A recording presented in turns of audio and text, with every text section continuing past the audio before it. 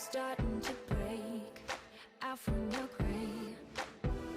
See, I finally opened up my eyes, and I saw me coming back to life. That I'd be better without you inside. It's time to be someone I want to recognize. The future starts right now. I made a reservation, but you never came, so I'm checking out. The fire you stole away, I knew one day would come back around. The future is now. Hi, I'm Brian Kepper. I'm a 10-time South African motorcycling champion. My family and I have chosen to live in Fourways. There's some really great suburbs in our neighborhood. There's a lot of families living in the surrounding areas, in places like Lone Hill and Cedar Lakes. What draws people to Cedar Lakes is that it's so close to the Broadacre Shopping Centre, Cedar Square and Fourways Life Hospital. Lone Hill is a major draw card for many families. It's got some great smaller commercial centres and some fantastic schools like Crawford College.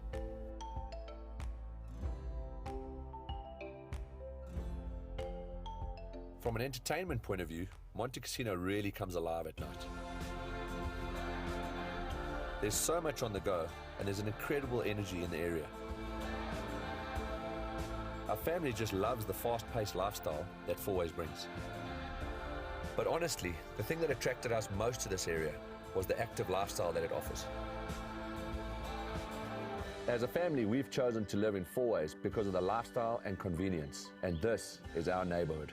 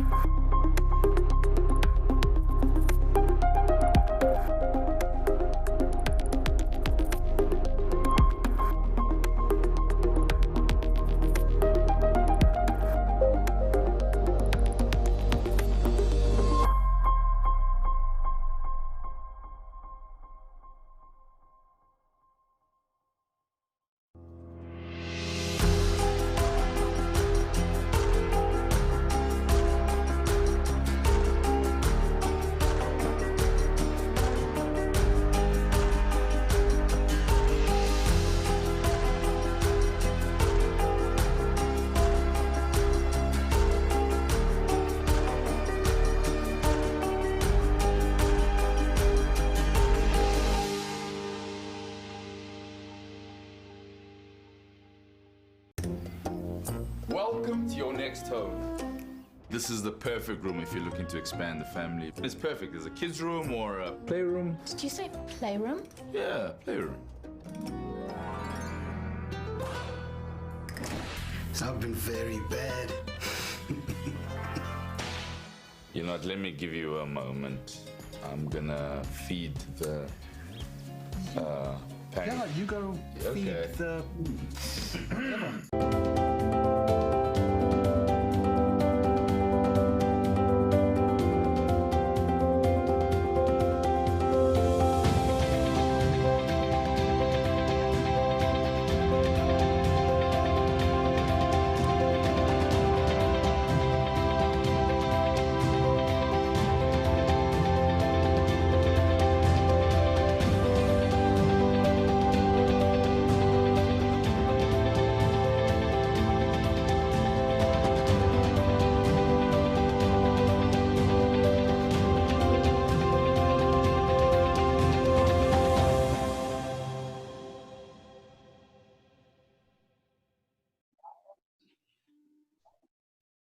Good evening and welcome to episode 55 of the Private Property Podcast.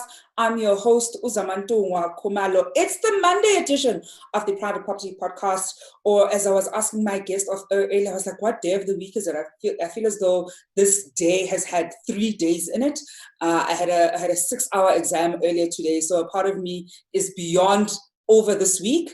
But I'm sure many of you, of course, are excited that we're back right here on the Private Property Podcast, and we're talking all things property. We know that COVID-19 has certainly affected a number of us, whether you've been retrenched at work, whether you've had your income, reduced, but it's certainly also affected property investors or property owner. We're certainly seeing a lot of our property portfolio being affected by the effects of COVID-19, whether your tenants are unable to, pay their rental in full, or are only able to, pay a small percentage of that rental. We're certainly seeing how it's affecting all of us. And as we've been, giving different tips and insights over the past few episodes, we've certainly said that it's important for both tenants and landlords to have a conversation about how they can best meet each other halfway. And that's why this evening we're talking about fail-safe investor tips for navigating a global crisis. And we'll be speaking to Daniel Morupodi, who's a director at M5 Property Addicts. But before we start that conversation,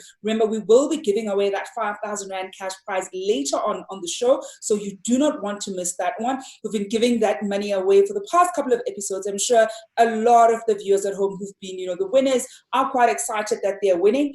But for many of us who probably have not been able to enter that competition, because if you remember, it was for everybody who entered the 100,000 Rand competition, you can stand a chance of winning one of two 1,000 Rand cash prizes, and we'll be announcing the winners of that competition this coming Friday right here on the Private Property Podcast. And all you have to do to enter that competition is share with us what your property goals, dreams, and ambitions are. It's that simple. You can share it, whether it's on Twitter, on Facebook, on Instagram, Facebook, YouTube, whichever of our platforms. Just tell us what your goals, dreams, and ambitions are when it comes to property, and you stand a chance of walking away with one of two 1,000 Rand prizes. And of course, now to get started with this evening's topic, Daniel, thank you so much for joining us this evening. Thank you. I'm happy to be here.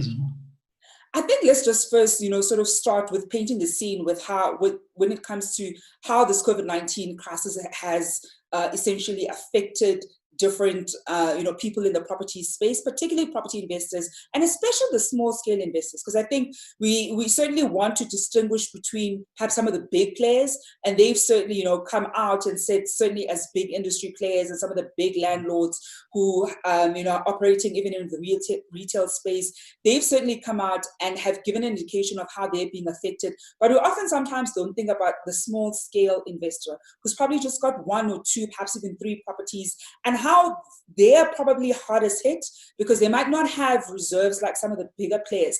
How has this, crisis essentially affected them? Look, this crisis is actually unprecedented. It's something that a lot of investors have never been through any situation or any crisis as we are facing right now, the COVID-19 crisis. And right from the top, the commercial players to the individual investors, everybody has been affected. And how you navigate through it is actually, it's very tough because it's something that has never been here before. It's something that you've never expected before. There's quite a lot of teachings about property and how you can try and navigate through it, but this one is one of the worst ones that you will ever see. So your commercial investors at the moment, most of them have kicked back to landlords, and some of them are not paying their rents.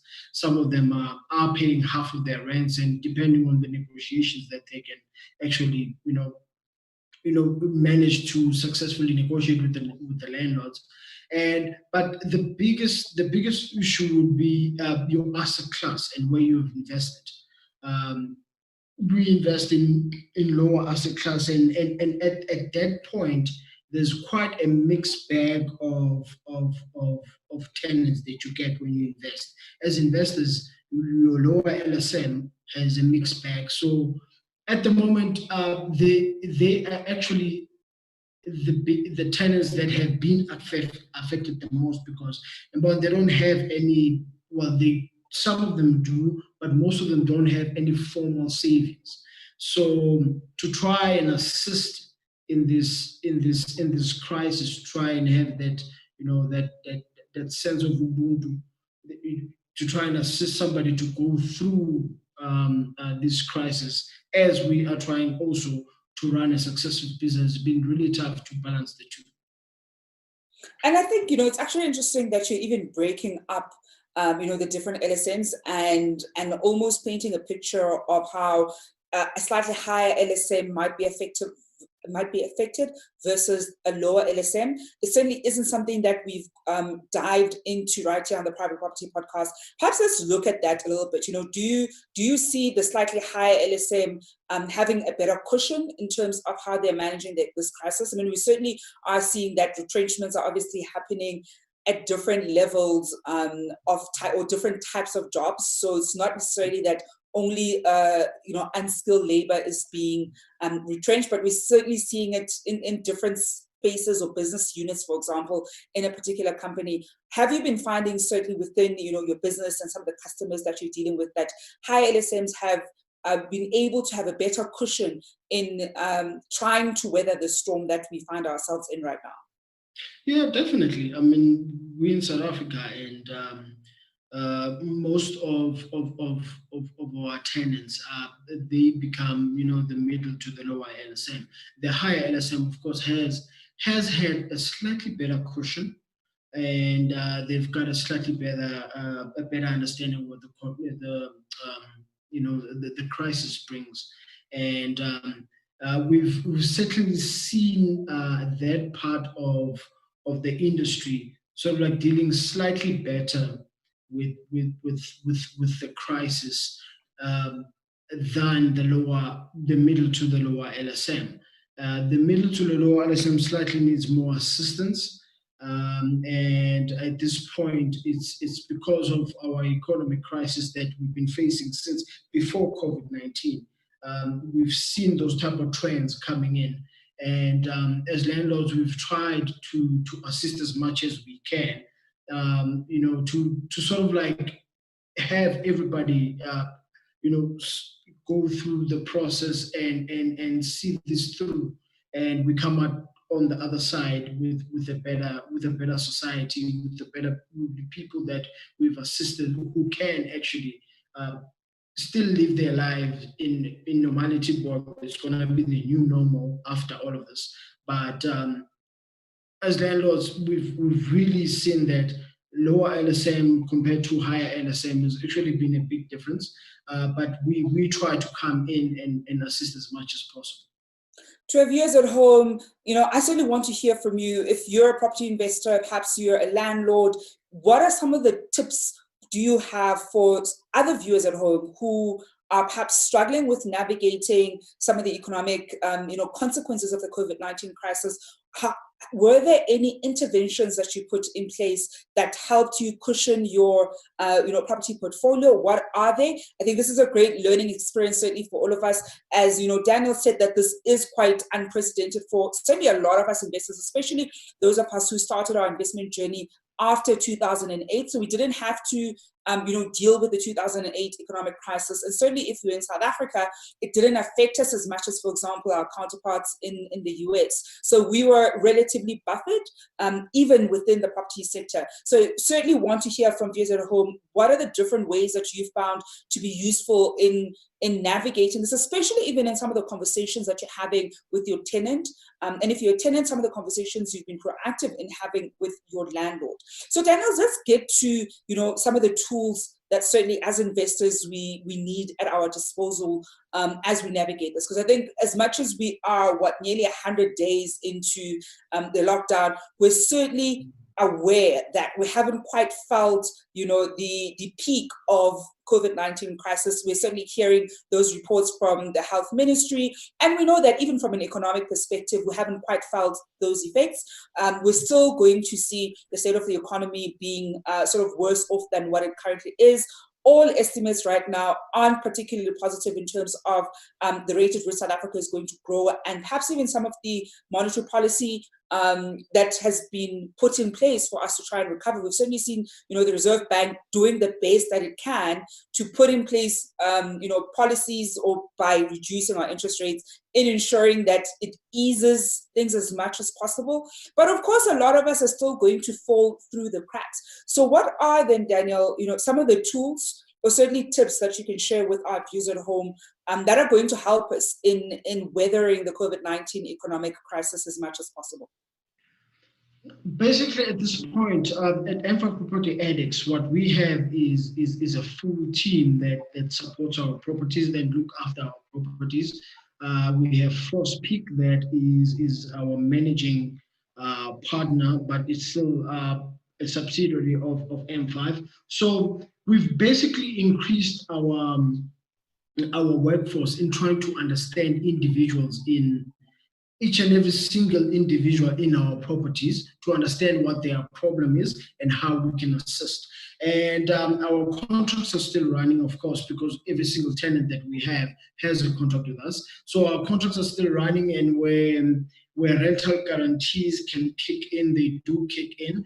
And some of the rentals we've deferred to try and assist as much as possible. As a landlord, that's basically what you can do, and all of it, of course, is done through a legal process to make sure that all the parties are protected. And we've done that quite drastically and quite extensively in the space. And basically, the biggest tip that I can give in this class is that you need to have a full team that can support you as a property investors, and also support the tenant as well, because some of the tenants, you'll find that landlords have some tenants that have been there for years, that you understand the payment patterns and the work patterns, and they've actually been very, very loyal to landlords. And those are the tenants that you try and assist, you try and give as much help to, you try and try and cushion this period for them, so that they come back and still have a place to live, a place to stay that is dignified. And we've exhausted all the options, and with most of our tenants, it actually has worked out for us that we've engaged one-on-one with our tenants as much as we can. Of course, like I said, there's resources that we needed to commit to it, but it has helped so much so that we have seen an increase in rental commitment. We've seen an increase in rental payment, even though at the start of this, a lot of people did not know what they were doing. Some people were at the threat of losing jobs, and they needed to navigate between paying rent or buying food. And with the assistance that has been given to them from the landlords, they've actually been able to cushion that and be able to live in a place for a very longer time, and to be able to pay rent and to continue being a good tenant that they have been. So it's been difficult. It's you go over and above what a landlord would be doing. But it's all because at this point, like I said, it's unprecedented time. It's something that we've never seen before. And as landlords, you try to be as accommodative as you can be. So those are some of the things that we have done. But it was a big assist to us to have and to introduce and to commit as many resources as we can to try and understand people's situation and how we can assist. I am, of course, this evening joined by Daniel Moripodi, who is a director at M5 Property Addicts. We're talking about the fail-safe investor tips for navigating a global crisis. We're going to go for a quick break, and when we come back, I actually want to pick up on this, this idea of having a full team to support you as a landlord that Daniel has pointed out. Firstly, just even wanting to know, what does that team comprise of and what exactly do they do? And in the event where you're a small-scale investor who obviously doesn't have big profit margins, how do you then make sure that you still have the right resources that you can use in place of having a full-on team? Because certainly as M5 Property Addicts, they would have a bigger or an opportunity to have a big team that will help them in making sure that rental collection is done. But certainly a lot of us are still at a slightly smaller scale, and so might not be able to have some of those resources. We're also, of course, going to be taking some of your questions and comments at home, so do send them through. I've already seen some of them, and we're going to be dealing with them shortly. We are going for a quick break. As I said, I certainly want to hear from the small scale investors and landlords. What have you been able to do to best weather the storm? Have you had a proactive conversation with your tenants? And if you have, how has it been? Are there any tips and tools that you've been able to find useful in helping you navigate the global, the COVID-19 effects, and how so many of us, certainly as property investors, are feeling the pinch where it is concerned? We're going to go for a quick break, and we'll be back just after this.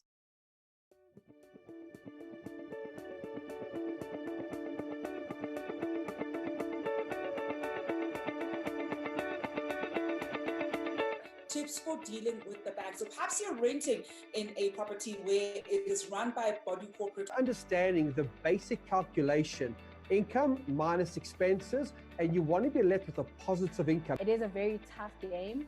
It's not easy at all. To stay ahead of knowing exactly what your clients need, what their teething issues are. Have a joint move-in inspection. That a lot of people that are coming into sectional title homeowners associations are, just like you described, not only first-time homeowners, but first-time owners and residents in community schemes. They get to see the perspective from the other side of the aisle. And I think that's a really important thing to do. It's a market that's estimated to be transacting at least 9 billion rand per year. So it's a huge market. In order to get there, you need to be able to build up a track record. Your cash flow model needs to be sharp. A quote comes to mind. The best time to buy a property was about 10 years ago. The next best time is now.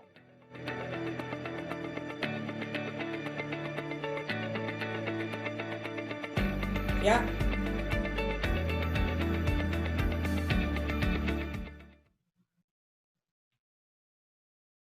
Good evening and welcome back to episode 55 of the Private Property Podcast. I'm your host, Zamantungwa. This evening, I'm joined by Daniel Moripodi, who is a director at M5 Property Addicts. We're looking at fail-safe investor tips for navigating a global crisis. We are, of course, taking your questions and comments, whether you're watching us on Twitter, on YouTube, or on Facebook. Do send them through. We'll be going through some of them shortly. And I did, as promise that later on in the show, we're also going to be giving away that 5,000 Rand prize. So that's certainly something that you want to stay tuned for.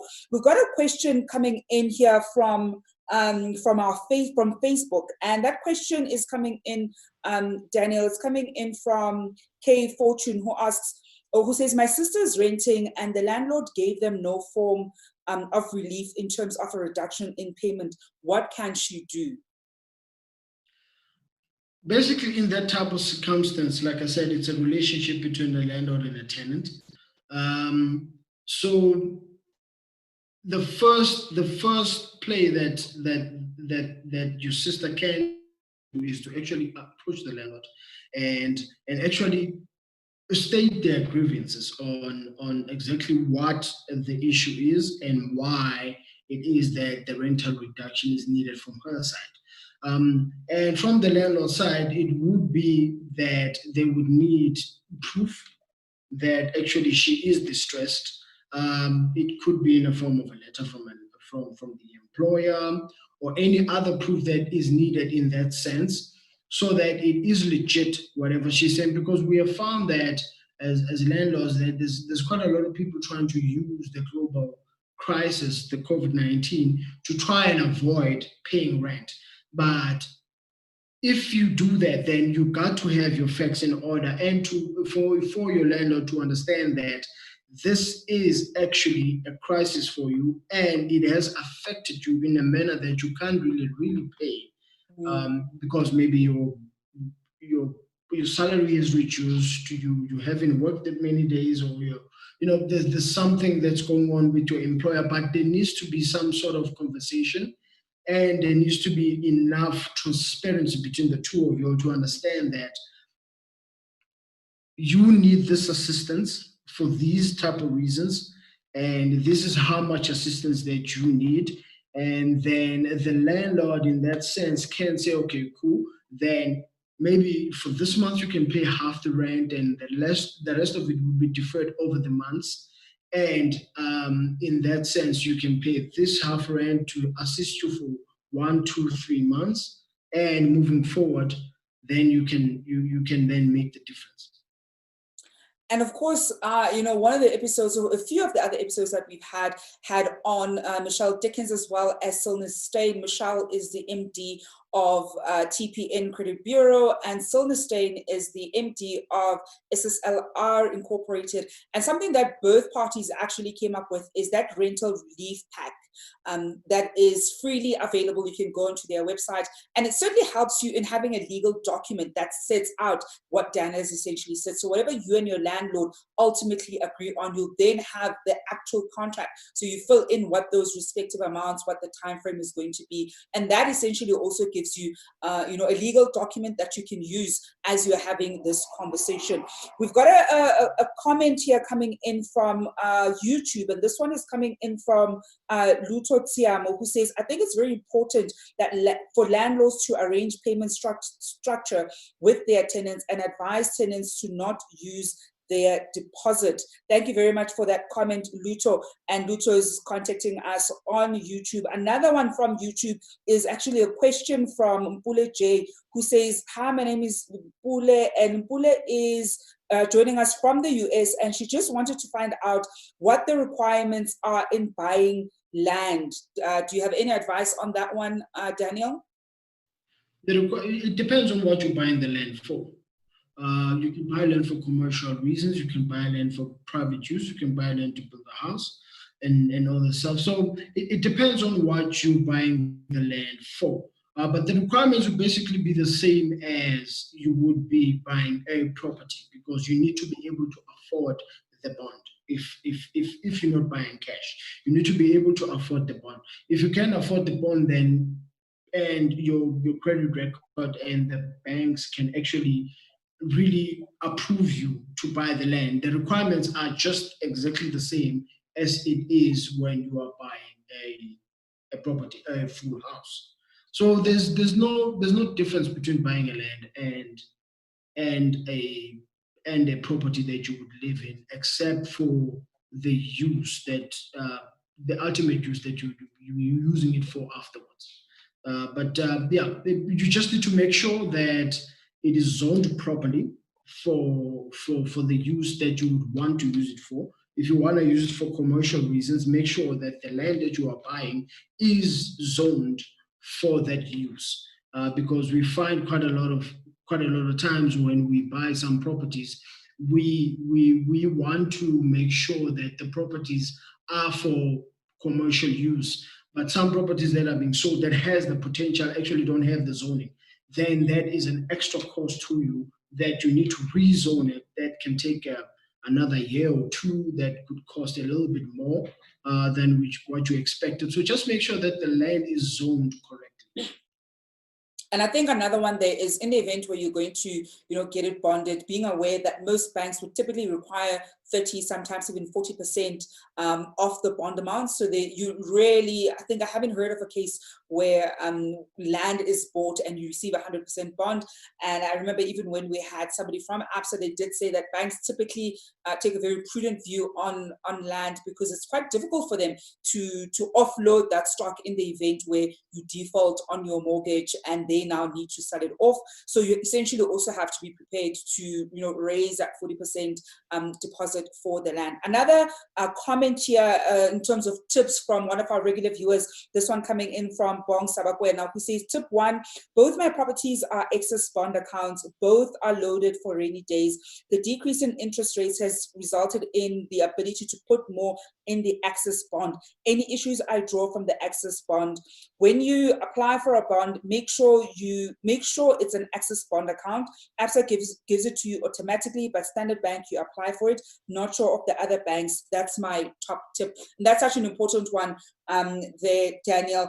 I did say that before the break. I actually wanted us to look at, you mentioned before we went on the break that certainly as M5 Property Addicts, you have a full team to support you as, the landlord or as M5 Property. When we look at small scale landlords, what does that team actually consist of? Basically, what it is most agents, or at the moment, most agents are moving towards the rental space. Basically, they can provide you with the legal perspective. Basically, the lawyers, the rental agents who can actually find the people to rent your property, and also just to take care of your property in terms of maintenance, which is one of the most important things, because no matter what you do in your property, it still needs to look as good as possible so that the next person can rent it if ever your tenant wants to move out. So the three most important people are your agent that can actually rent the place out. It will be your attorney, who can then get you the right and the proper rental lease agreements in place. Then it's your contractors that can assist in an event where you need any maintenance in your property. But if you are a small scale investor with one property or two properties, some people like to do it themselves, but as investors, we like to make sure that that part is taken care by other people, so that we have enough time to find more properties to invest in.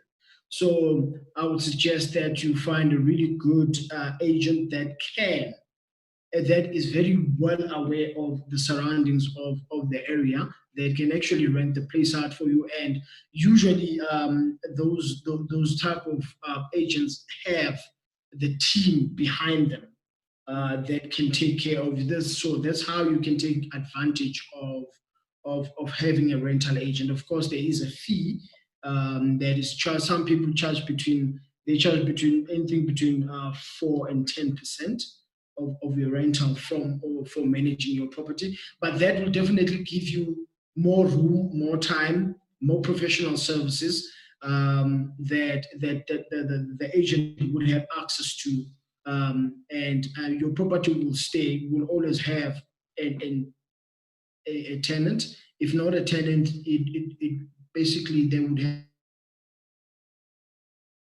rental guarantees that would guarantee your rental in that sense, so that you can have more time to yourself, more time to look for more properties, more time to invest.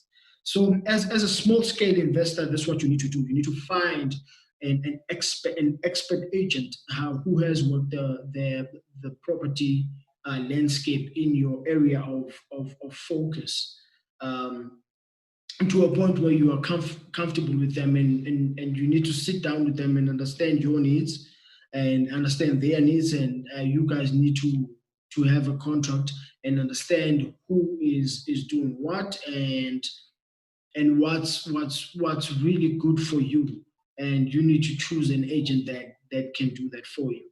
So that's how you can take advantage of it.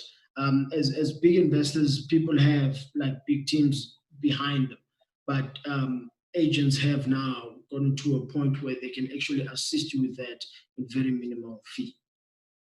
And Daniel, before I let you go this evening, any final tips for our investors at home and how they can best safeguard their property investment? Number one, educate yourself. It is important. All right. The property business, as much as it is a very lucrative business, you need to educate yourself. You need to know what you're doing. invest in your education, invest in your knowledge. That is one of the first tips that you want to do before you even invest any of the money that you have into property.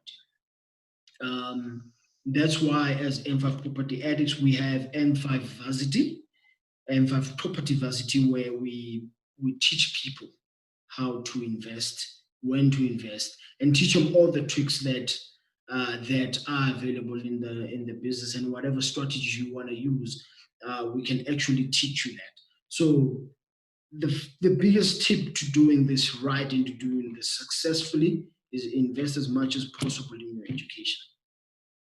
Daniel, we're going to leave it there this evening. Thank you so much for joining us. Yes, thank you.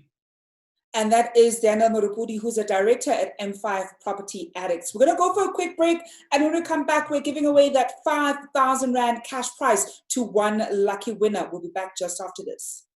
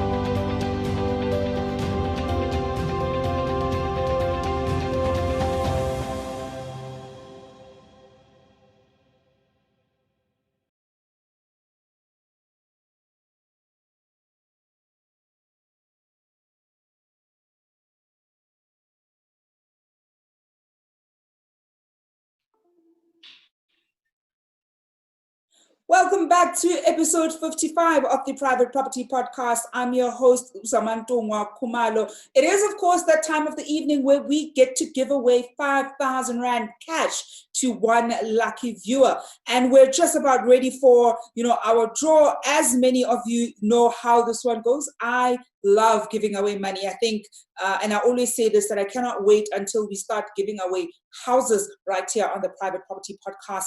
But we're ready to get this evening's lucky draw underway. Just to go through some of the rules, remember that this competition was open to the people who entered that 100,000 Rand cash prize only. And it's also open, of course, to estate agents, as they are not employees of private property.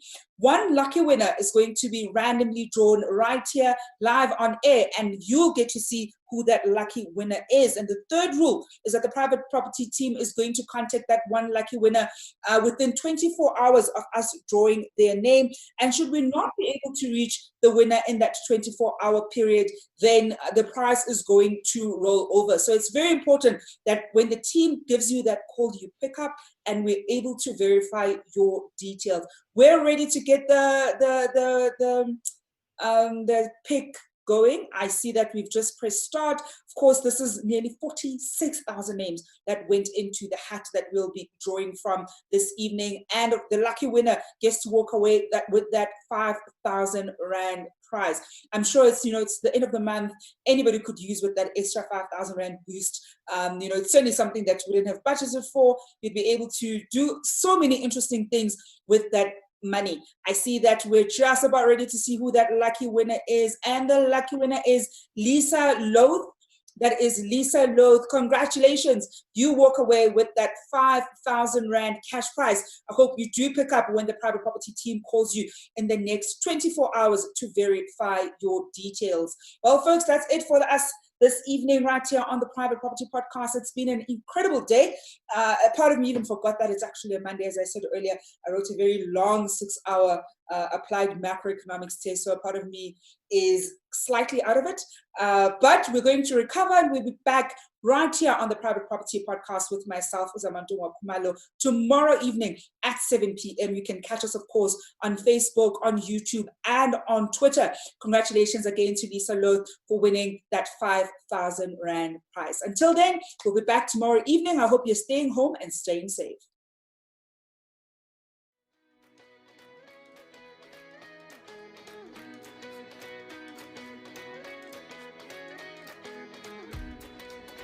Hi, I'm Julia Chen. I'm a restaurateur living in the Cape Town City Bowl. My restaurant Hallelujah is situated right in the heart of the city. Over the last few years, the influx of young professionals has created so many new and exciting things to see and do. The rejuvenation of the city has been something really special to experience.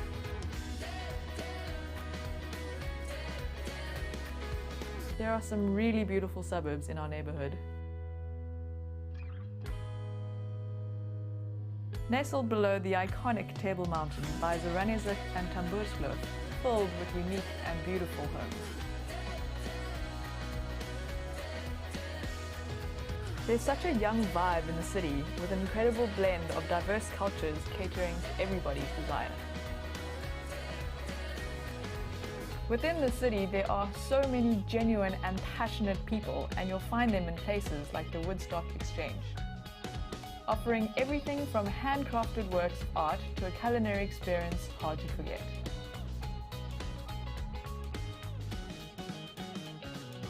For those who enjoy the outdoors, Lion's Head and Table Mountain are phenomenal places to explore. Living in the City Bowl has definitely given me my dream lifestyle, and this is my neighborhood.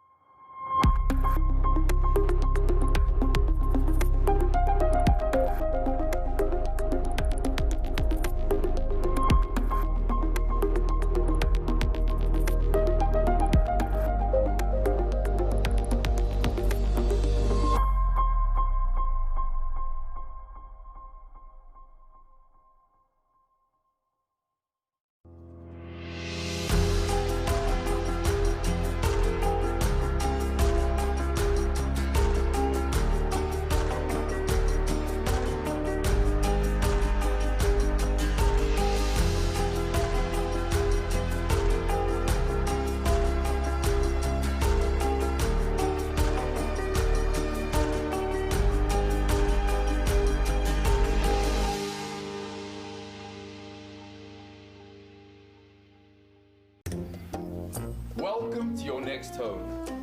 This is the perfect room if you're looking to expand the family. It's perfect. There's a kids' room or a playroom. Did you say playroom? Yeah, playroom.